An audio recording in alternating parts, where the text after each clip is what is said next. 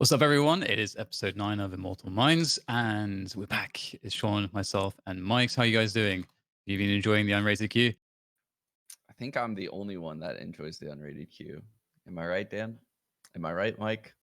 Yep, you are completely right. Well, when I play with you, I have fun. When I play by myself, I don't have fun. So, Unrated is where it's at, man. That's where the real G's hang out. Okay. I think even when rated comes out, I think I might just only play unrated. It is super weird because it feels like there's nothing to play for, and on top of that, the games are much swingier. They even mentioned this in the Q&A that they have a much wider range of skill going into unrated because they don't want to like block people from playing with their mates and everything. So I don't know if you've just been getting super lucky with your game, Sean, but I've definitely seen a lot of like really weird games in unrated because it's less kind of there's less restrictions. So Yeah. Dude, what's really weird about unrated, and I'm not sure if like Mike can attest this, but when we play late at night, people are trying so hard. It's awesome. It feels like rated games or like the ranked games when I play late at night. But when I play during the day, it feels like five people are just walking all over and never do anything. They're just constantly just waiting. I don't know. It's something about the type of player that's playing at night. Maybe there's more like five stacks at night, or there's more people able to queue with each other, so there's cohesion, and it feels like a better game at nighttime. That seems crazy for me to say. well, we are going to get competitive coming in the next patch, I think 1.02, and they also announced the fact that surrender will be a feature that will be coming in as well. So, how do we feel about this? Because I mean, you can kind of do this in like matchmaking, but you can't do this in face it. Can you do this in ESEA and CS? Is there like a I surrender think you feature? I can. don't know. I don't think so. Right. So, like, what do you think of this as a feature for competitive? Does it make sense? Only when someone insta locks my omen. That's the only time I'm surrender. No, I don't know. Sometimes I don't think I'll ever be in a situation where I'll surrender. Because even in 4v5s, I always get challenged by like, oh, let's really try to win 4 versus 5. And that's like a very difficult challenge that I like to have is doing like the 4v5.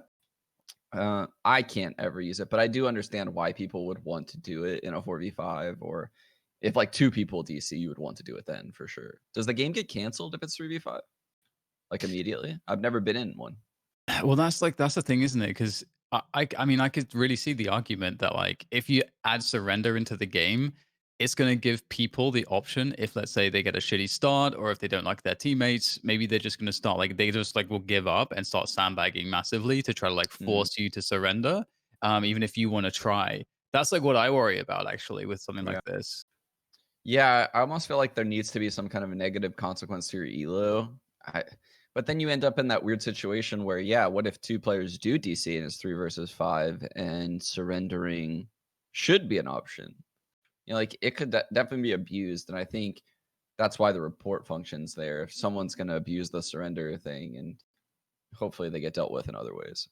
Yeah, I do think also that like one thing that is one thing that's I think always been present is like an unspoken honor system.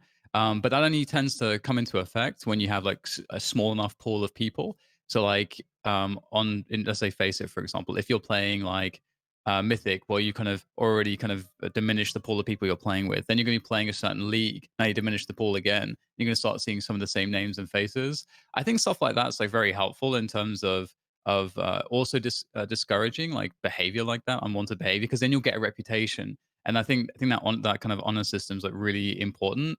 And I think if they can kind of like achieve that like within the rank system, maybe there's not enough ranks to do that. I don't know, but if they could achieve something like that, that would be really useful to really help police this because I see a lot of problems with surrender personally. What do you stand on it, Mike? With surrendering, like if we're just going at from a point of, let's say someone just disconnects on your team, I think it's a pretty good learning experience of how to play when you're at a disadvantage. Just normally, like someone gets picked off early in a round, because you can't just keep playing the same like defaulty style. You have to learn, okay, where can I aggress? Like what should I be aggressing? But like you said, I'm kind of worried about people using the surrender as like a tool to get people to like throw the game or just kind of sandbag, like you said. Yeah, because I could totally see it in like unrated or something where there's like no elo consequence. But I guess we'll just have to see sort of what, because they've announced that they're bringing it in. So I'm sure that they're aware of a lot of the potential issues. So maybe they'll have some features in place to kind of mitigate some of these things. We'll have to see. Just like Sean said, maybe there's like some kind of a penalty and so on and so forth. But in other news, they also announced the Ignition series, which is I think a pretty big talking point in terms of it gives us a good idea as to what the next year at least I would say of Valorant's going to look like, and it kind of makes a lot of sense because not only does it allow, well, firstly, it's the Ignition series. For those that didn't see the update, it's basically a partner program for tournament organizers of all different types and kinds all around the world to be able to run Riot tournaments and for the all the content to kind of be centralized on like one page that Riot's kind of supporting directly. So this is going to give you as a viewer and as a player kind of a focal point in terms of the competition, even though there's going to be a lot of tournaments spread out. So I think that's like a really smart idea from them, and it also creates the idea that they can kind of take anything that anyone makes, and if it's like very successful, they can when they eventually do their own products. With Valorant, they can then use those ideas and maybe execute them even better with the kind of full strength of Riot and Tencent behind them. So this is a really cool thing. This is basically what the ecosystem is going to look like perhaps the next year. Lots of different invitationals and open brackets, closed brackets, like all kinds of different types of tournaments. Do you guys have any initial thoughts when you first saw this? Dude, I think it's such a sick idea. I think it's a really cool idea for all the reasons you just said. Like they could cherry pick all the really good features that each broadcast has, and then when they finally do decide to create, their own in-house tournament circuit, they can use all those things. And then second, I mean, it's allowing all these orgs that are probably going to be part of, Riot's actual tournament, like whatever their league looks like. That's why you see teams like TSM running tournaments. You see teams like Immortals do this tournament. Like there's all these organizations running tournaments that don't really have experience running tournaments in FPS games. Like I don't recall these guys running tournaments in CS:GO ever. So they're doing this for a reason, right? Like they're motivated to try to get in Riot's good graces, and they're putting on good products. But it also allows us as like community members to understand their vision long term. And it's something I wish CS:GO would just do, right? Where we know for the next X amount of time when this Ignition series is going on that they're not just going to come out and be like, oh, the LCS for Valorant is here it is, well, that's what's going to take over. No, we know that their intentions are going forward with this Ignition series.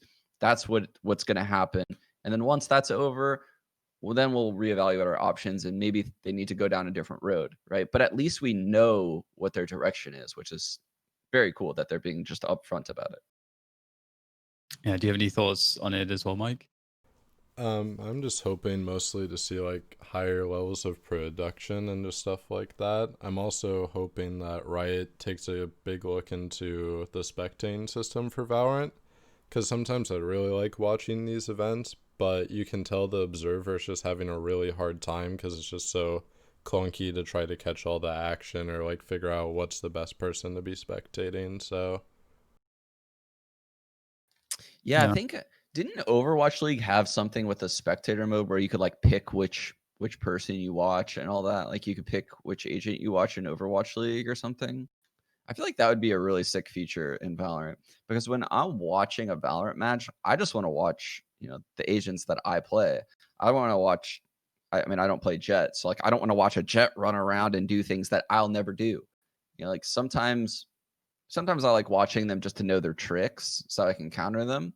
But it just when the star player on, like both the top teams right now seems to be like a Jet, it's like, Jesus, I don't want to watch Jets all game. I'll kind of want to watch different agents. So maybe they could implement something like that. And I also really like the voice comms, the team comms, but as like a player from CS:GO, I don't know how they're going to be able to pull that in the long term. Like teams won't be down for that. Yeah, it's gonna be interesting to see kind of what they go with because they've definitely paid a lot of attention to kind of what's worked in CS and what hasn't worked in CS, and I'm sure similarly be looking at, Overwatch League, and at this point, like, there's so much cool stuff you can do. We've seen it with CS, like what you're describing. Like, there's been so many different names for it. I don't even want to like say one particular product where you can go in and spectate whoever you want, and so yeah, I'm looking forward to seeing what they come up with, and they have all the time in the world. I mean, this is another thing that this Ignition series does, I think, is it does buy them a lot of time to kind of refine their own product and to see exactly what they need to make. What does the community want? What is the actual demands from the professional matches? Like what is happening that the pros are doing that's like, actually, it would be really really good if we could see more of this somehow, or get better detail around these different types of things that are happening in the game. Like, they'll get so much data to really create something that's very good in terms of an observing tool. So I'm definitely looking forward to that. And it seems to be the case that the observing tools are often lacking when a game releases. So we'll see kind of how they manage to implement that. So looking forward to that. We are going to get matchmaking soon. So I wanted to get some tips from you two about, if you're someone that's either new to Valorant, or even if you have been playing Valorant already, what are some things that you should bear in mind to have the best experience grinding to through to Immortal when competitive comes back? Oh, grinding to immortal when it comes back. Dude, I don't know. Have they announced what the highest rank is going to be? I think they said they weren't going to go with Valorant. Thank God. Uh, but I would say if you want to grind up to the highest ranks, you almost have to do it queuing with multiple people. Right. I've gotten to the point where when I play with Omen, I play in a very solo style, and it's very bad. Like that's something I've realized because I just started hopping in Valorant scrims. I'm playing in this Ignition qualifier tomorrow, actually. So that'll be really cool to talk about next week. Um, I when I started scrimming with this team, and I realized my individual plays and like my comms, I could be doing so much better if I just coordinated a little bit more with my teammates, because my teammates are receptive and they want to help me and they want the team to succeed, right? They're not about just trying their own things in, an unrated game, which is all I've been doing. So it puts you in a bad mindset when you only solo queue. And I'm not saying you can't get to Immortal doing it. I'm just saying you won't be successful long term doing something like that. It's very hard to be consistent and grind your way up to Valorant doing it solo, which is why I think there should be different queue levels for ranked because of that. Because I realized that actually I didn't think it would be like that when I played with a team. I didn't think I would lose my communication over time. I don't know, what do you think about it, Dan? Like you've kind of played both ways, ranked, unrated. You played solo. We've queued with 5 sometimes in the past. I mean, what do you think about it? I think I echo your sentiments. I think that you would want to play at least like 75-80% of your games with at least like a couple friends, because the game is a lot of the skill of the game is about synergizing with teammates and being able to kind of actually do something together. So whilst sure you can be a mechanically great player and everything, and get you can actually like solo queue, I'm sure, to a high rank just by being a beast and having great mechanics and everything. But ultimately, I think, just as you're saying, I agree with you. You'll be learning the game wrong, and you'll be kind of sleeving a bunch of really important skill sets, just laying out there for on the side for no reason. And so I think you'll have less fun, and you'll be a way less rounded player. So ultimately, I think, yeah, you need make sure that you're stacking with like at least, your three stack at least. That's like Yeah. 75% of the time when you're playing. I think that's definitely a good point. Yeah. With that being said, I mean, in order to get those people to play with, because some people are probably gonna be like, I don't have people to play with.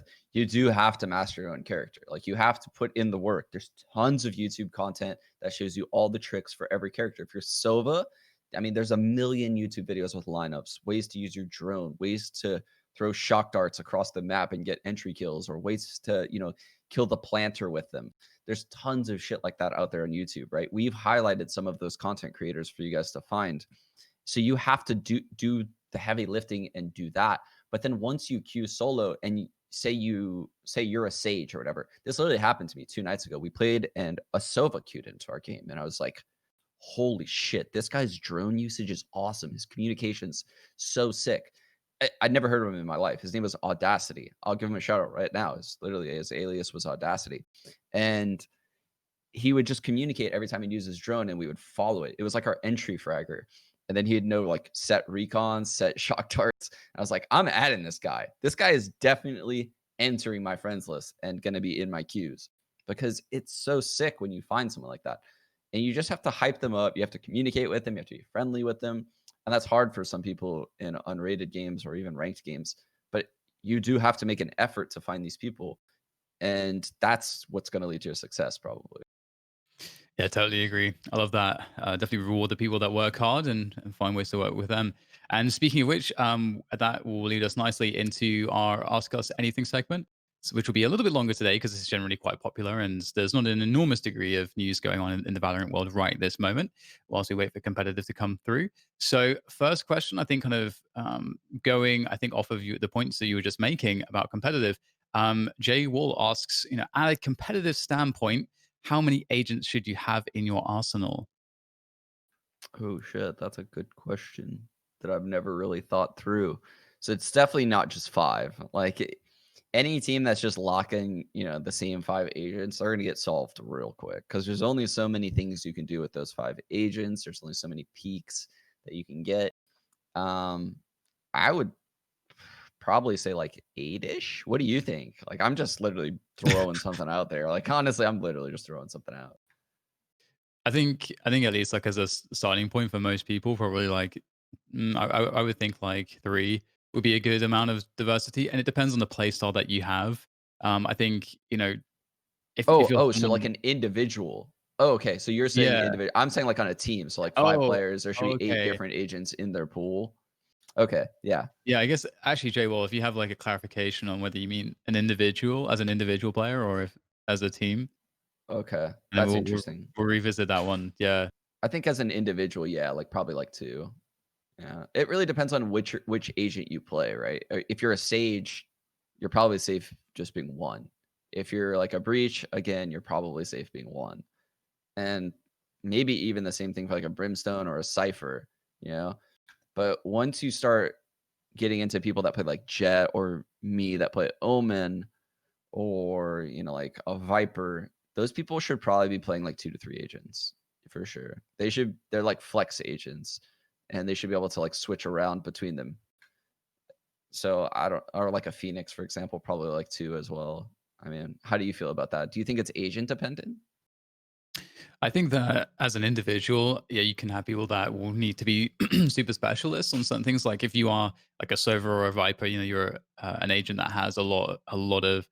You can go really into the weeds on those characters. You can invest a lot of time to find a lot of different ways to utilize them. Then maybe you're not thinking as and also if you tend to be generally most like let's say 80% of the time or more stacking with teammates or people that you regularly play with who know you're the Viper guy, then I don't think you necessarily need to work on as many. But I do think though that it is important to play other agents and to try to at least still focus on at least 3, just because it's very, very useful. You can draw a lot of insights from seeing what the problems are for different types of agents in throughout the rounds. Because when you then go back to your Viper and maybe you have been working with a Jet or working with a Brimstone, and you're starting to like see a different aspect to the way that the round works when you get to see those guys. So it allows you to kind of have it's kind of like you can gain a lot of insights as to how the game works fundamentally from watching demos and stuff. But because we don't really have that as much, I think at this point it's pretty important to play multiple agents because it's the only other way to get really a good understanding of how those agents work at different stages of the round, which also tells you not just what your teammates need, but what your opponents need when they're playing certain agents in certain positions, which allows you to know where they're weak or the things that are quite strong for them. So I think that's like that in general is an important point, I think, about playing multiple agents, but it is kind of a difficult one because if you are going to be a Sova, like you're saying, Sean, like a Sova that's put in just let's say he's never touched anyone else, that guy's going to have a lot of stuff, and that's going to be extremely uniquely valuable on a team. So you wouldn't want to pull that guy away from Sova. True that. Mike, you're safe as Brim, so I mean, Yeah. Insta lock. you're safe. I'm not too safe as Omen. I've already got requests from the guys that I'm ringing for. They're like, dude, can you play Brim? And I'm just like, My lip just like quivers a little bit, nose scrunches. I'm like, God damn it, dude. I'll send you some stuff. Yeah, I need some stuff, man. Brimstone's actually so good. I actually like playing Brimstone quite a lot, He's actually so especially in good. solo queue. I think he's pretty fun. I don't know if maybe Mike has a different opinion as the solo queue Brim. Someone insta-locked him the other day, and they didn't use any of his smokes like the entire Oh half, and I'm no. just like, cool, this is what Dude, you're doing with your dude, life. I played with that exact Brim probably, actually. He literally played Brim, didn't communicate at all, didn't use any smokes, never saw him throw a molly. I'm like, how did you even decide to pick Brimstone? Like, why did you decide this guy? It's like, you could have picked anyone. All of the abilities in this game, right? You pick Brimstone and you don't use anything. It's just like, why? Why did you pick him? Well, that is pretty depressing.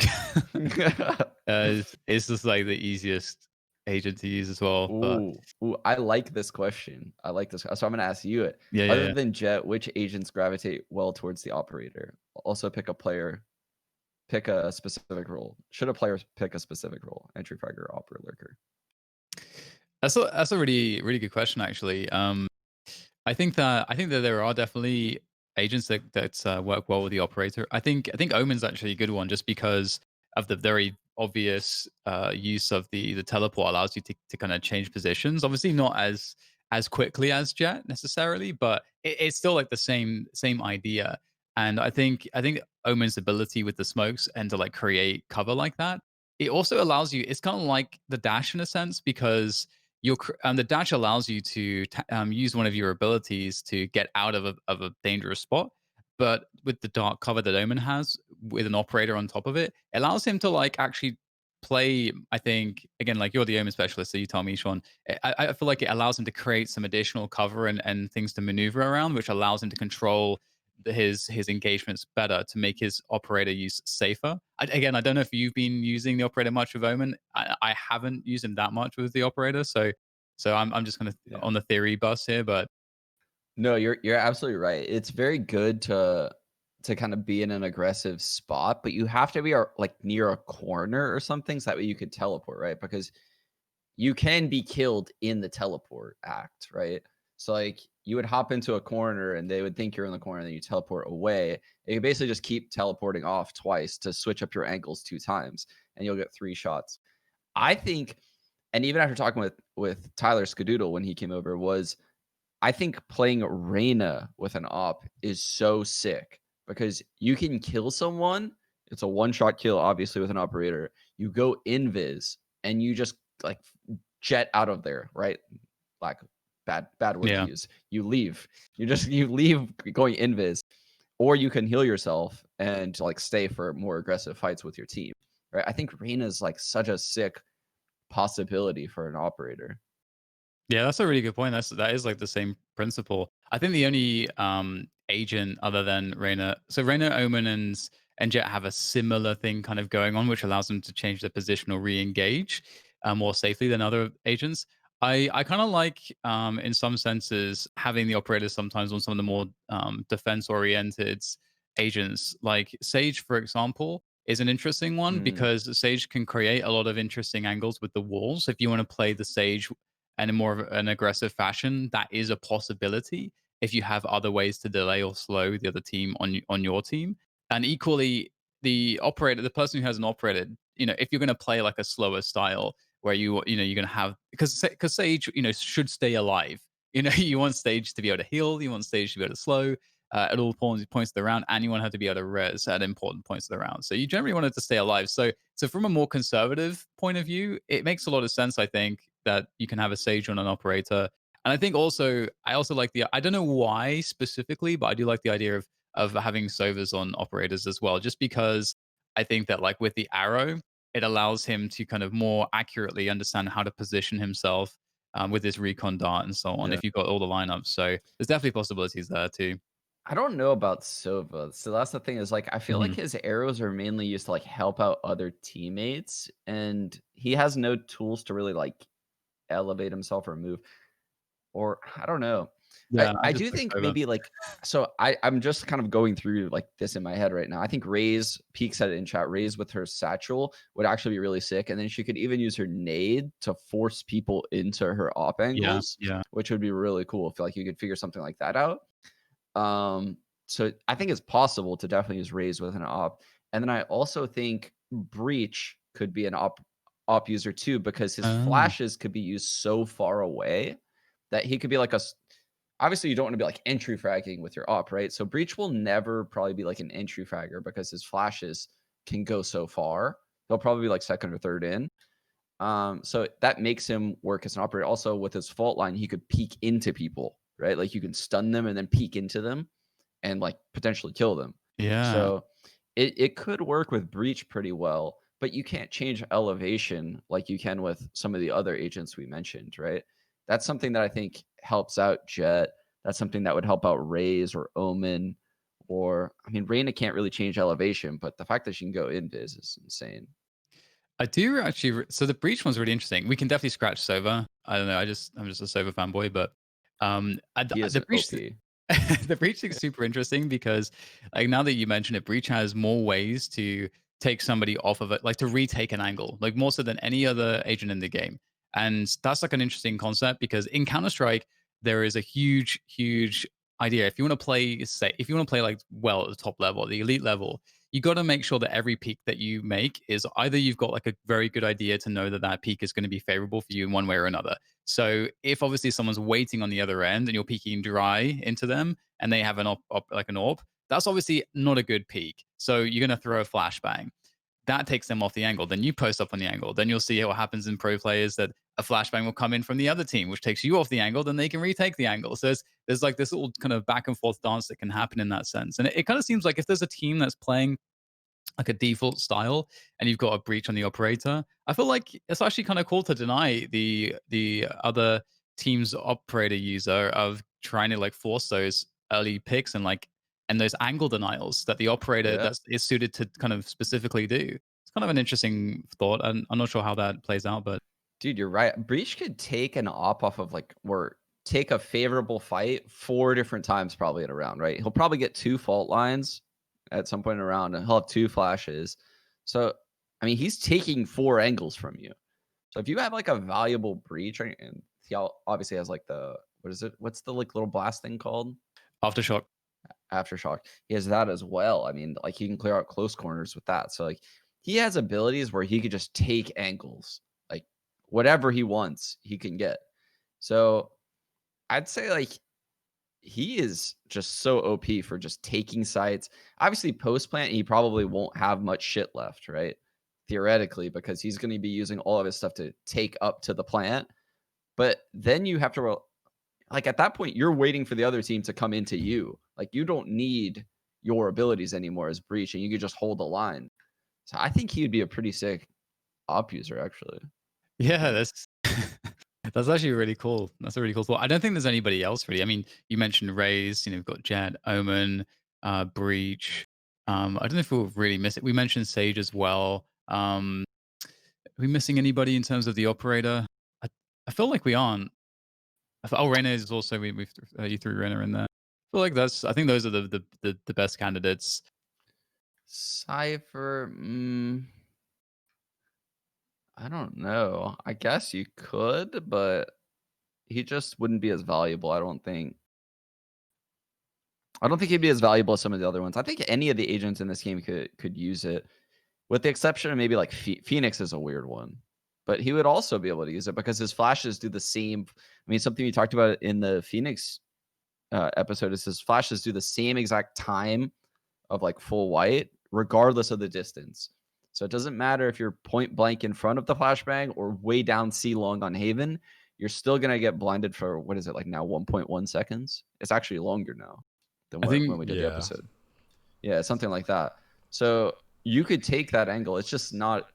I wouldn't do it in my opinion. I wouldn't be in Opera's Phoenix. I think with Cypher, I think the way that I would do it is that I mean, typically, I guess in the current meta, you know, Cypher can often be used to try to like strengthen a weaker site in terms of the amount of personnel you have defending that site. So people will often like in a default try to like clear Cypher, try to like bully him away and so on. So I think that you would actually want to put an operator on Cypher just every so often. Like you give the Cypher the operator, then and Cypher they post up in the spot where maybe his one of his cameras has been going, and you take that operator angle where they're not expecting you to do so, and they're trying to bully your traps and stuff. You get a kill. Maybe you have a cage that's there to help you escape if necessary, and then you give the operator to somebody else, like back to the jet or back to the Omen or back to whoever is more suitable for it. But I like it just because it's a good way for Cypher to deal with people who were like really trying to target him. Because I know that like that's something I'm always thinking about. Like you got to pressure the Cypher, you got to get rid of all of his stuff, and so that's like a nice way to punish that, I think. I definitely agree. Uh, Mike, what are your thoughts? Do you have any thoughts that we missed on the operator? I was gonna point out the Reyna thing, but I also think Yeah. with her dismiss, that's also a really good opportunity after you shoot. You can peek out and get even more info. Like if they swing out in the area you just killed a person, you can get more info and still reposition like each time while you're just like T-posing in the middle of like a long haven or wherever. But I don't see a lot of people that Arena like doing that though. I never see them use her dismiss to get info. It's always just like reposition to a safe spot. Yeah. Like imagine on Ascent, dude. You just op someone, say like you're like in middle on Ascent. You op someone coming out like the B connector. You invis up to the close wall. You flash through the close wall. You peek out again. You can get another kill. You invis to the other side. Flash through that wall. You invis all the way back to market, and then you just run away. Like Jesus Christ, dude. She seems so OP at doing stuff like that. It like if the other team isn't going to use abilities, she'd be nuts. Basically unrated. Absolutely. Wouldn't it be better to just have the jet or whatever go to the spot the Cypher has problems? Yeah, that works too. That definitely works too. I think with that said, we've got only a couple minutes left for this segment, so I think we spent a lot of time on some of those questions, which is totally cool. But let's see if we can squeeze in one more. So just gonna scroll up. Let's see. Okay. Trying to see if I can find a question that can be answered quickly. Yeah, there's so many questions Okay. now. This is sick. I'm reading through them all Yeah. right now. Well, we could go with yeah, okay. So has Omen's bust made him viable in high level play? And I think this is an interesting question too, because I feel like we haven't actually seen like true high level play just yet. Because we've just seen a lot of mixed teams. There are some teams like out there like that are working hard like Fish 123 and so on, but I still feel like we're not at the level of high level just yet, if that makes sense. So what do you think about Omen's viability? Which one? Absolutely. I definitely think so. I don't know if he's like one of those lock agents yet. He's definitely not there, but his flash is so insane. Like the area that the flash covers is ridiculous. And the fact that I have smokes that are just constantly blooming. Now the smokes aren't that sick, but if I'm on bind, something that I've realized is I could smoke hookah and I could smoke like B. I could just keep smoking B over and over and over and over and over again. And it becomes very difficult because I'm taking away. It's not like it's hard for you to exit my smokes. What's hard for you is the fact that you have to come through my smokes and then you're not in a favorable engagement with someone without someone backing you up at like a further angle, right? So when you jump out of hookah unbind, the reason why that's not such a bad play is because sometimes people are still in hookah and you have two different elevations that you're fighting people on attacking. But as Omen, I'm taking that away with this massive big ass bubble smoke, right? Like I could smoke all of hookah. So when you jump through it, you're like fully committing to taking the B side all by yourself. And if your teammates jump through, I mean, I could then just throw a flash and just wipe you all out, right? That's why Omen's so sick. Now, on some maps, it's a little bit weird. Omen chili. Yeah, on some maps, it's a little bit weird. Like Haven, I used to love playing Haven as an Omen, but it's kind of getting a little bit difficult. And same thing with Split because his flash isn't as effective in close quarter areas because the enemy can still see you if you're close enough. So Haven is like very close range. There's not really many places to ult as Omen. And the same thing kind of happens on Split, in my opinion. Like you're in the same type of scenario, but Split's a little bit better actually. Like I think I could actually lock down B or A or mid on Split. I can play any of the spots. It's just it gets a little bit quirky. Haven is an interesting one though. All right. Well, with that said, we have 15 minutes left, and we'll be talking about Raze. So Raze is this week's agent, and I think Raze is amazing because initially, people were kind of. I feel like all the discussion was around how just strong or too strong her bombs were, and then they changed it. And I think it's in a pretty good place in how it sits now. I think it's pretty clear how ridiculously strong like two I forget what they're called, but the two signature bombs are. So it's good that those paint bombs are now kind of restricted more, and now we have people actually focusing on what it actually is to be a good race player. And we have a video here as well, which is just basically going to show us what's possible with Raze. Obviously, the satchels still work really effectively to do a lot of movement tricks. Whether that's like boosts up on boxes like this, and you can see the Roombas there as well.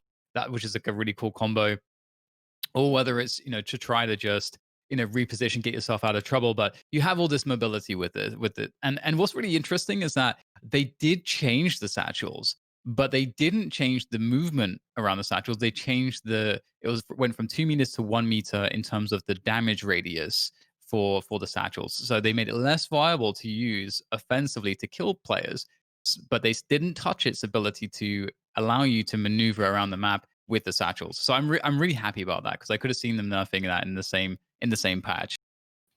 You know what I'm realizing right now, Dan, that's making me really, really salty.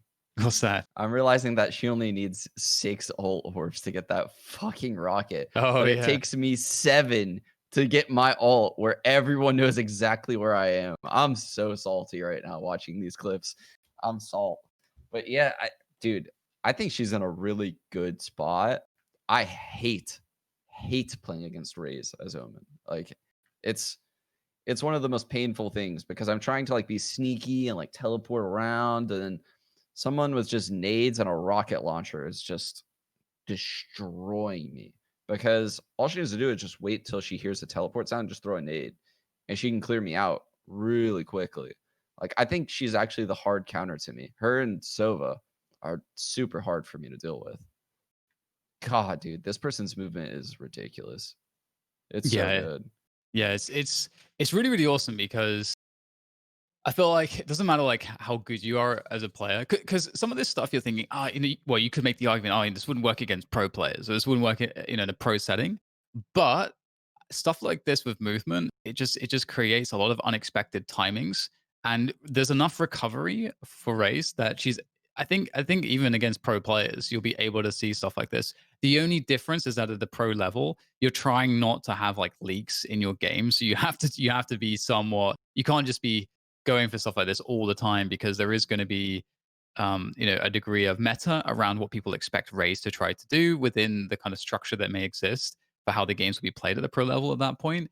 So people will be that will kind of limit what kind of plays will be good with Raze, and then people will be expecting those plays. So that means that to a certain extent, you can only do it every so often. I'm trying to think of like an example in CS, and I think it's something similar to like rushing mid on Inferno, right? As the CTs, yeah, no one expects you to rush mid on Inferno because it's super risky as the CTs. But because no one expects it, you should throw it in every so often in certain rounds because it can actually be really strong. I think Raze with these kinds of crazy plays, I think that's kind of how it would fit in the kind of elite level.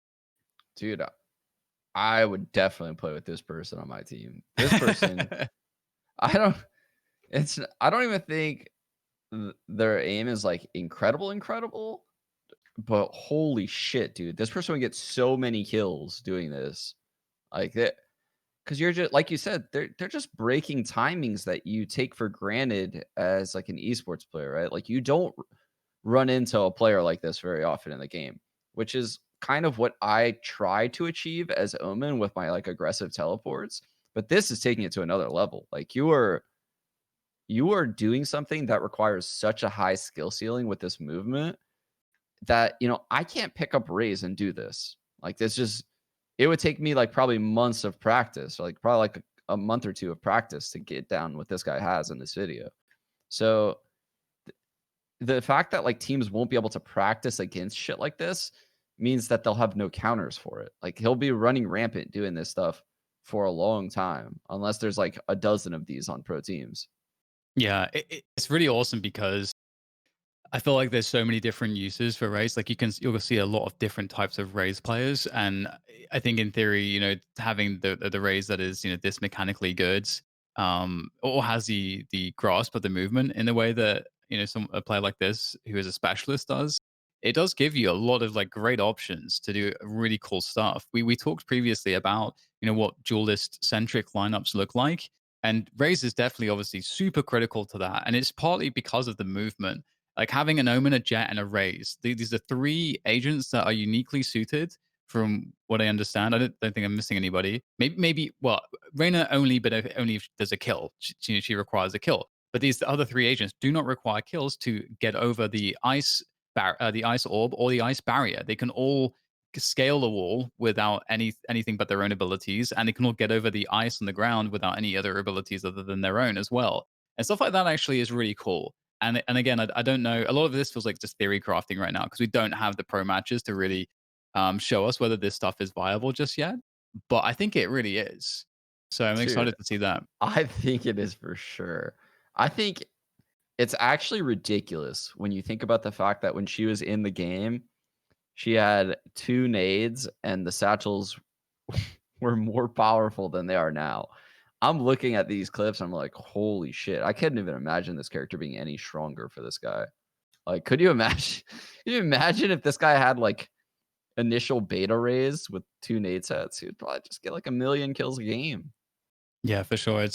It's really cool too because it's not just that you need to know like specific. You don't have to have specific knowledge in terms of I have to place this actual like specifically here, and I can only do it in this location. It's like actually if you get a good feel for how the satchel movement works, you can apply this anywhere. Like and it kind of empowers the raisers to spend more time playing this agent than any other agent in that sense. Yeah, I don't know, man. The more I watch these clips, the more I think like something needs to be changed a little bit. Because yeah, someone mentioned it in chat. Her accuracy is like perfect when she lands. Like there's like no cooldown pretty much. Like there's no landing inaccuracy. Yeah, I don't think there's any landing inaccuracy for Like anybody, look, right? look at In this that game? kill right there. She killed that That's person sick. in spawn so quick. That's awesome. Leave it in the game. I don't know, man. This guy's gonna spawn like a whole fucking group of people to play just like him. What do you think about this, Mike? I'm scared. I'm just glad we're past the phase from when the game first started where it was like the only thing about Raze that people knew was just like when they would spam 2 grenades in like a pocket that you were saying in, and that was like all of their tricks. That's all they did. But now Just we're like starting to get to a point where it's like we have Razes on T sides that are using all their utilities super smart to get control. I still think the bounce pack is kind of like Brim's stim beacon. It's super underused right now. But there's a few people like this guy, so hopefully it starts catching on more. I think I want to play Raze. Yeah, I think yeah. Raze is gonna be my second main. Raze is super fun, super fun. I think like any agent that has like movement options is always like so fun. The thing though that's really cool about Raze is that it feels like she's less restricted than Jet because with Jet you dash and you're locked into the direction.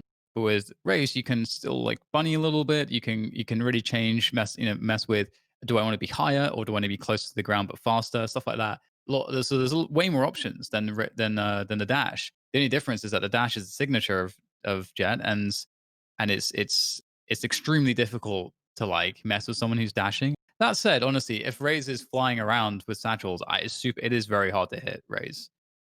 It's a Dude, hard shot you got to make. that one over the B site that we just watched from Hmm. Hookah is just insane. Like that's so insane that that's possible. I don't know. Do you think that maybe if there was just one satchel, I think it'd be okay. But the fact that there's 2, that she can like switch up her movement so quickly like that and get so far. I don't know. I don't know. Maybe like once you get a kill, you get your satchel back or something. But holy shit, she could travel so far so fast. Yeah, it's really interesting. I do wonder if what they'll make of this because the thing is that like this looks super sick, but you do have to be a very good player to like do all of this stuff. Not just do the movement, but hit the shots, know when Yeah. to make the decisions to do this stuff. So that makes me feel like okay, this is yeah, it's really sick, but how like and it's not going to be super sick for the casual players. It's only going to be really sick in the hands of the Yeah. top tier players. So that's what I really wonder about this is like where are they thinking the balance should be with stuff something like that. That's what I'm saying. Like, you're not gonna run into this shit in like iron or even like probably like gold. Like, this is only gonna be happening in like, the immortal ranks. It probably won't even be at like the top rank because those people will probably be too ballsy and like crazy to even make it up to the top rank. But I mean, Jesus Christ, this requires so much skill actually. Like this is people think, this game is a lot to do with aiming, but this requires way more time in my opinion than learning how to aim well. So yeah, they're saying in chat to make sure to check out Flight's guide on movement packs on his channel. So definitely check that out. If you want to become a Raze god. So Eamon in chat, of course, was saying that like he feels like this isn't too difficult to do, and especially with the judge, Raze is actually completely broken. I do agree that the judge is actually much better than it should be at its cost, especially on someone like a Raze or even a Jet to an extent. I don't know if you've messed around with the judge, Sean, but I completely agree. It's insanely good. It's really good. I like buying the Judge a lot. Like over the Spectre, I'll buy it quite a bit. Oh yeah, yeah. Yeah, it's sick. The Buck right click is nonsense. I agree. Yeah, it's a lot of Especially fun. I don't like the Bucky because you get in those scenarios where like I don't know, you're like, am I too close to use the right click or am I too far to use the left click? I hate that. Like Yeah, Yeah, I'm in the same boat.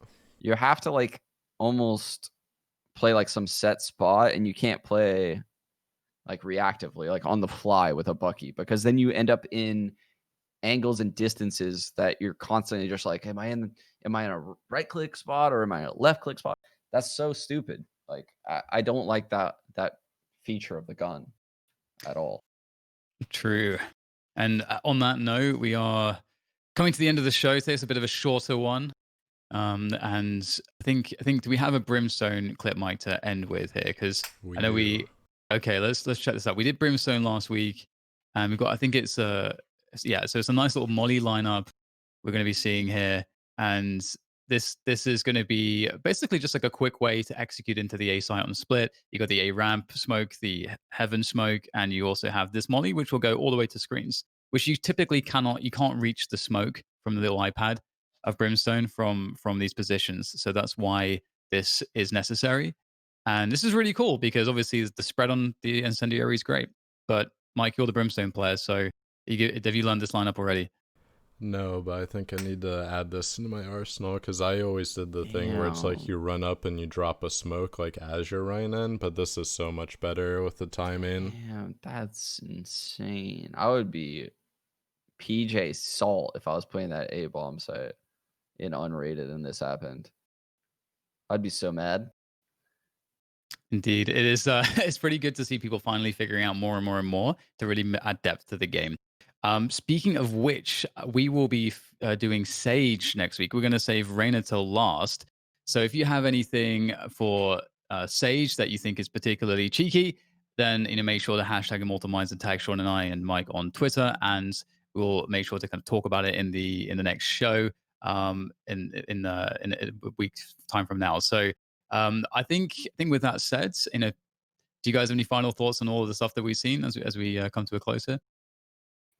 No, man. I'm gonna pick up Raze, I'm pretty sure. After watching all those clips. I think I'm like making the leap. I might pick her up as my second main.